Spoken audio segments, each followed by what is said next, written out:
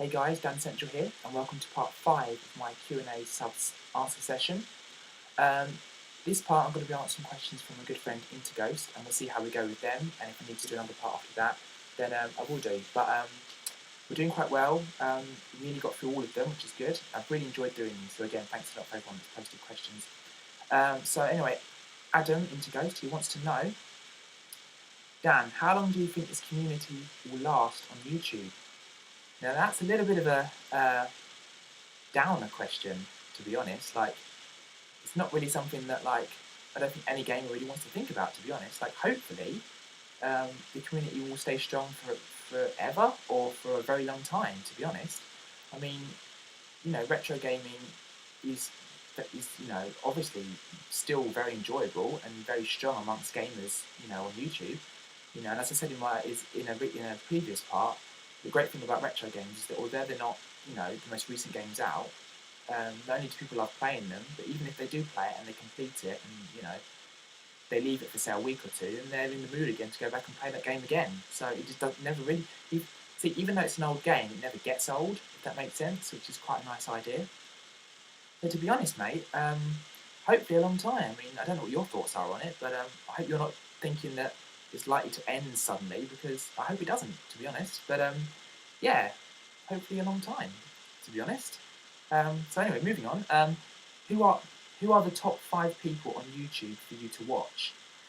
To be honest, I don't really agree with the top 5, just because I don't really want to favour certain people over others. Not that I consider it like that at all, because I consider all my subs equal. Like, I love all their channels. Whenever I get a chance to watch someone's channel, I will do. So to be honest, rather than say my top 5 favourites, I would just say just to select 5 that I just enjoy watching. But to be honest, I enjoy watching pretty much, all my subs that sub me, that, are into gaming and stuff. And, when I do get a chance, I do go around their channels. It takes a long time, because the more subs you have, of course, it's going to take a little while. But yeah, I love all my subs channels, really.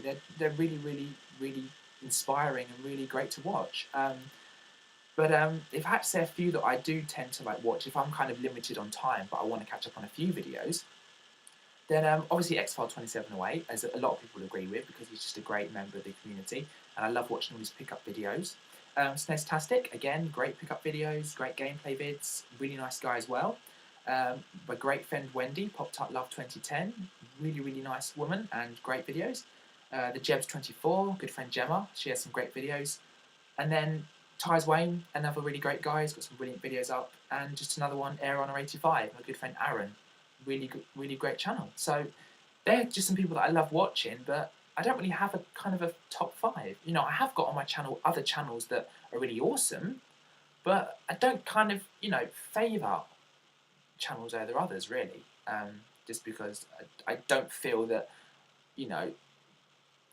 that's the right way to go about it. That, it's just like I'm saying, oh, your channel's great and your channel's not, which is really silly, because everyone's channel's great, really. It's just their own unique take on kind of the same, idea of retro gaming, which is fantastic. It's great to see different contrasting ideas. So that's my answer anyway. So I hope that answered it for you. So yeah, that's cool. Next question. He says, who inspired you to make your channel?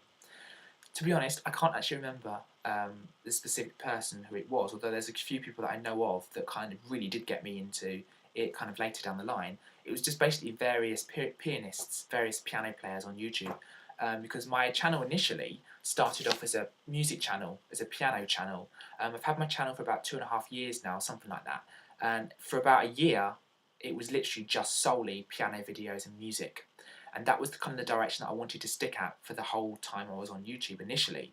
There's a great YouTuber called Tomo Liena, I think that's how you pronounce it, it's Tomoliena, and she's a Japanese girl, and she does loads of piano videos.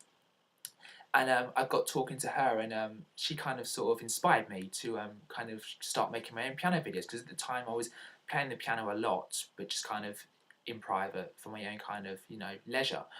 And then I just kind of thought, I wonder what it'd be like if I actually got my, my music out, my kind of performances of, music that's been done already out there, and see what people think. So I just kind of went for it, and it kind of started from there, really. But yeah, for about a year, it was just solely on piano. And then I think it was about a year after I'd had my channel, I just, because obviously I've always had my passion for retro gaming, I just kind of started noticing that, you know, loads of people do retro gaming videos on YouTube. So I kind of decided to take a bit of a detour and just kind of diverse off from just doing music and go into, you know, gaming as well.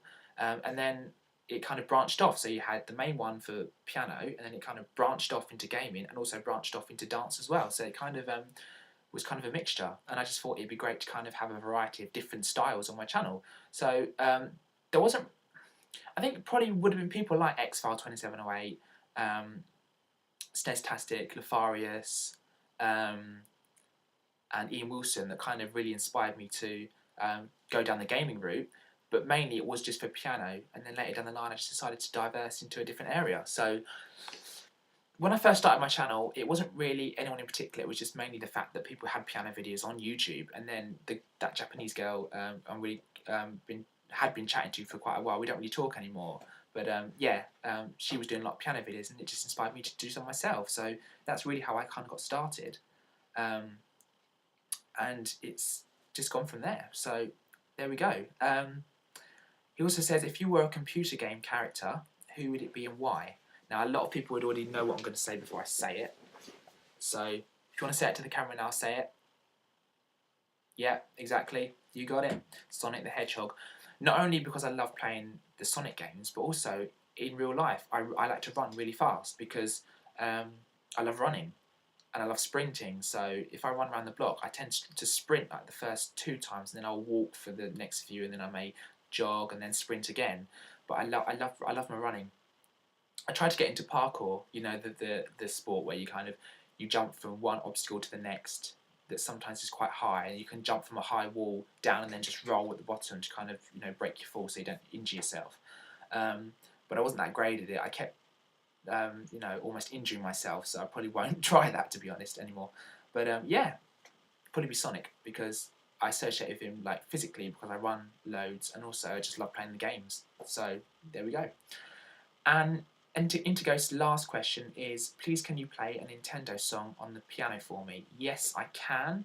I recorded myself playing a Nintendo song earlier, which I'm going to cut to now. And it was basically of the song Kakariko Village. I hope that's how you pronounce it. I'm not sure. I think it's Kakariko Village from Legends of Zelda Ocarina of Time on the Nintendo 64. So here is now my performance for you guys of Kakariko Village from Legends of Zelda Ocarina of Time on the N64, and I really hope you enjoy it.